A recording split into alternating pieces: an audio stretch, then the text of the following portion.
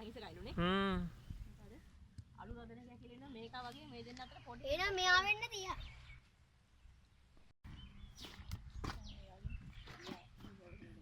යම්. ආයෙත්. මෙරිලා.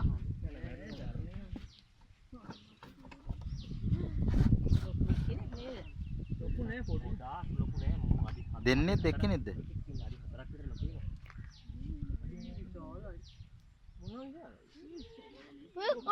කොන්න පොයිනෝ.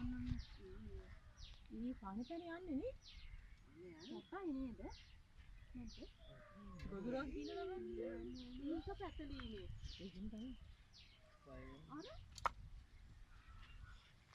ඔනේ අම්බෝ. එන්නේ චප්ප වෙනවද? ගන්න ටිකක් වගේ හිටින්න.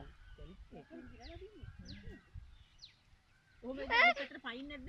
පයින්නවා කලපනාවෙන් අල්ලන්න. පයින් ගලා. දැන් වාරකල කලිකට ගිහින්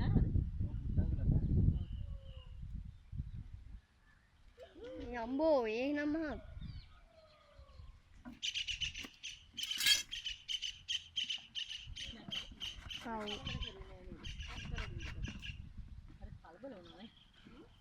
කලබලයි රැට වටිනවා සෑහෙන. වරනෝක මිනිස්සු තියන්නෙම නෑනේ මරනවනේ හැම වෙලේම.